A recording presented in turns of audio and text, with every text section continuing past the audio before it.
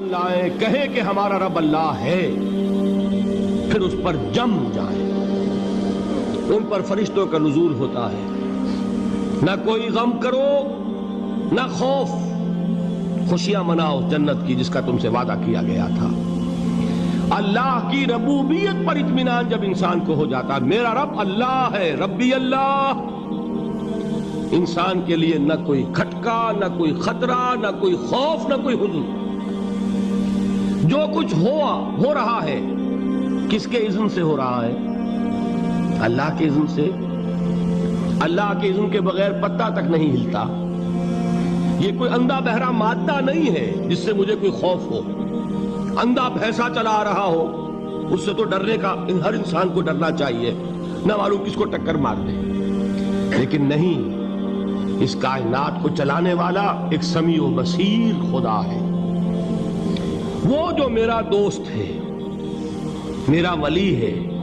اللہ ولی الذین آمنوا یخرجہم من الظلمات الی النور۔ اللہ اہل ایمان کا ولی ہے، ساتھی ہے، پشت پناہ ہے، مددگار ہے، حمایتی ہے۔ بتائیے جسے یقین ہو جائے کہ اللہ میرا مددگار، اللہ میرا محافظ، اللہ میرا پشت پناہ، اللہ میرا حمایتی، اس کے لیے کوئی خوف ہوگا؟ اس سے کوئی ڈر ہوگا؟ میں مثال دیا کرتا ہوں ایک بہت سادہ پنجاب کے دیہات کی۔ وہ بڑا چودھری ہے اور کوئی غریب کسان ہے۔ اس غریب کسان کے جانوروں کو ہر وقت اندیشہ ہوگا چوری کا، کوئی میری بھینس کھول کر نہ لے جائے، کوئی میرا بیل کھول کر نہ لے جائے۔ لیکن جس کے بارے میں یہ سب کو معلوم ہو کہ وہ جو بڑا چودھری ہے وہ اس کا دوست ہے، اس کی بچیا کو کوئی خوف ہوگا؟ اس کی بھینس پر کوئی ہاتھ ڈالے گا؟ اسے کوئی اندیشہ ہوگا؟ نہیں۔ کیوں؟ کہ وہ بڑا چودھری، بڑا اس کا یہاں کا سردار، جاگیردار، سب کو معلوم ہے وہ میرا دوست ہے، کوئی میرے خلاف اقدام نہیں کر سکتا۔ اس دنیا میں یہ چھوٹی سی بات اگر آپ کے دلی اطمینان اور سکون کا باعث بن سکتی ہے تو ذرا تصور کیجئے۔ میں لفظ تصور استعمال کروں گا صرف اس لیے کہ اس کا ہم جس کو کہتے ہیں ادراک اور شعور کر نہیں سکتے، اگر کے ساتھ کر سکتے۔ اگر یقین ہو کہ اللہ میرا مددگار اور یقین ہو کہ اللہ ہر آن میرے ساتھ ہے، پھر کوئی خوف؟ کس کا خوف؟ کوئی شے اللہ سے بالاتر ہے؟ کوئی قوت اس سے زیادہ طاقتور ہے؟ کوئی اس کے ارادے کو بدلنے والا ہے؟ کوئی اس کی مشیت کے آڑے آنے والا ہے؟ یہی بات ہے جو حضور نے فرمائی۔ یہ ایمان کا حاصل ہے لب لباب،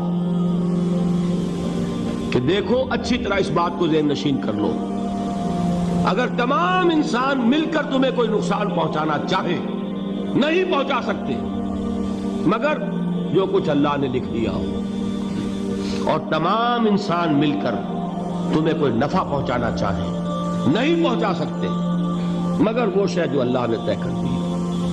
آپ پھر میں کہوں گا ذرا طاری کیجئے، اسے فرض کیجئے، اسے سوچئے۔ اگر اس حدیث پر ہمارا دل ٹھکا ہوا ہو تو کسی سے ڈر ہوگا؟ یہ مجھے نقصان نہ پہنچا دے، یہ میری رپورٹ خراب نہ کر دے، یہ میری انکریمنٹ نہ رکوا دے، یہ میرا یہ نہ بگاڑ دے، یہ میرے یہ نقصان نہ پہنچا دے۔ اس کا ڈر، اس کا ڈر، اس کا خوف، اس کی خوشامد، اس کے لیے جا کر طرح طرح سے اپنی عزت نفس کو ذلیل کروانا اس کے سامنے، یہ سب کچھ کیوں کرتا ہے انسان؟ جب سمجھتا ہے کہ اس کے ہاتھ میں میرا کوئی نفع ہے، اس کے ہاتھ میں میرے لیے کوئی ضرر ہے، یہ مجھے کوئی غضب پہنچا سکتا ہے، یہ مجھے کوئی نقصان پہنچا سکتا ہے، یہ میرا کوئی کام بنا سکتا ہے، یہ میری کوئی ضرورت پوری کر سکتا ہے، اسی کا نام شرک ہے۔ جہاں آپ نے یہ سمجھا کہ غیر اللہ کے اندر کوئی طاقت موجود ہے وہی شرک ہے۔ بتوں سے تجھ کو امیدیں، خدا سے نومیدی، مجھے بتا تو صحیح اور کافری کیا ہے؟ شرک تو یہ ہے۔ جس پر بھی تمہیں یہ خیال ہے، کلمہ ہے یہ کلمہ سوم، لا حول ولا قوت الا باللہ، ذرا اس پر دل کو کبھی اگر آپ تصور کریں، پھر فرض کریں، دل ٹھک جائے اس پر، کوئی طاقت نہیں۔ یہی بات تھی جو شیخ عبد القادر جیلانی رحمۃ اللہ علیہ نے اپنی وصیت میں اپنے بچے سے کہی. 11ویں دینے والے ہیں، لیکن حضرت شیخ عبد القادر جیلانی کی وصیت اور تعلیمات کو کتنے لوگ ہیں تم جانتے ہو؟ یہ جن مقامات تک پہنچے ہیں وہ کس چیز کی بدولت پہنچے ہیں؟ انہوں نے جو پیغام دیا وہ کیا تھا؟ اے میرے بچے، جس طریقے سے قرآن مجید میں حضرت لقمان کی نصیحتیں جو ہے نقل کر دی گئی ہیں، میں یہ عرض کروں گا بالفرض اگر قرآن حضرت عبد القادر جیلانی کے بعد نازل ہوا ہوتا تو شیخ عبد القادر کی یہ نصیحتیں بھی قرآن میں درج ہوتی. اتنی اونچی نصیحتیں ہیں. اے میرے بچے، اس حقیقت کو ذہن نشین کر لے، لا فاعل فی الحقیقت ولا مؤثر الا اللہ. اس کائنات میں نہ کوئی فاعل حقیقی ہے نہ مؤثر حقیقی ہے سوائے اللہ کے. کسی شے میں کوئی تاثیر نہیں اگر اللہ نہ چاہے. آگ جلا نہیں سکتی اگر اللہ نہ چاہے. پانی ڈبو نہیں سکتا اگر اللہ نہ چاہے. زہر ہلاک نہیں کر سکتا اگر اللہ نہ چاہے. کوئی چیز فائدہ نہیں پہنچا سکتی اگر اللہ نہ چاہے. تو در در پہ کیوں سر جھکاتے ہو؟ در در پر کیوں جبیں سائی کرتے ہو؟ سب کے سامنے کیوں ہاتھ پھیلاتے ہو؟ ایک اللہ سے مانگو.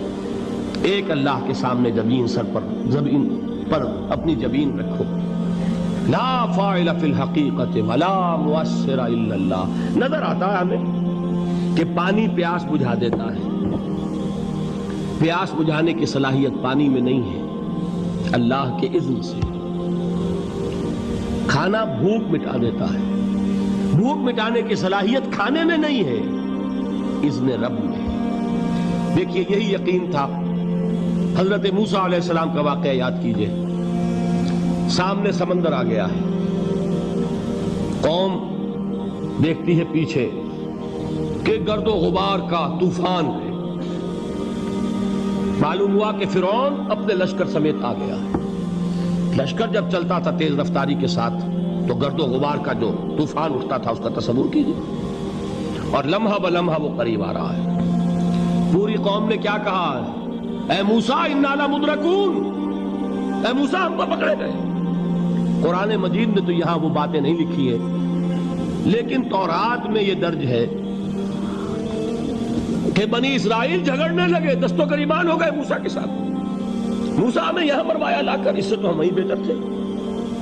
وہاں کھانے کو ملتا تھا، زندگی تو تھی، بیگار ہم کر رہے تھے، موت تو نہیں تھی. اب جو کچھ ہوگا اس کا تصور کرو، جس طریقے سے ہمارے ٹکڑے اڑائے جائیں گے. تو لڑ رہے ہیں حضرت موسیٰ علیہ السلام سے. یہ تورات کی تفصیل ہے. قرآن میں صرف اتنا آیا ہے، پریشان ہو کر انہوں نے کہا انا لمدرکون. موسیٰ ہم تو پکڑے گئے. اس وقت موسیٰ کا جواب کیا ہے؟ کلا ان معی ربی سیہدین. نہیں، میرے ساتھ میرا رب ہے، وہ راستہ دے گا. بتائیے کہاں راستہ نظر آ رہا ہے؟ یہ ہے ایمان بالغیب. راستہ نظر نہ آئے تب اللہ پر یقین ایمان ہے. جیب میں پیسے ہوں اور تب دل کو اطمینان ہے تو ایمان کس پر ہوا؟ پیسے پر، اللہ پر نہیں. جب وسائل و ذرائع نہ ہو اور پھر یقین ہو کہ اللہ مسبب الاسباب ہے، وہ اسباب کا پابند نہیں ہے، وہ اسباب کا محتاج نہیں ہے، اسباب اس کے محتاج ہیں. اگر یہ یقین ہے تو اللہ پر ایمان ہے. یہ نہیں ہے تو تمہارا ایمان اسباب پر ہے، وسائل پر ہے، ذرائع پر ہے، مادیات پر ہے، اللہ پر نہیں. اس وقت کہاں راستہ تھا؟ تو راستہ تھا سمندر ہے اور ادھر سے لشکر آ گیا ہے. کلا ان معی ربی سیہدین. اب دیکھیے ایمان کہہ دینا آسان ہے، ہوا معکم اینما کنتم. جہاں کہیں بھی تم ہوتے ہو اللہ تمہارے ساتھ ہوتا ہے. لیکن اس کا یقین قائم ہو جائے تو زمین و آسمان کا فرق واقع ہو جائے.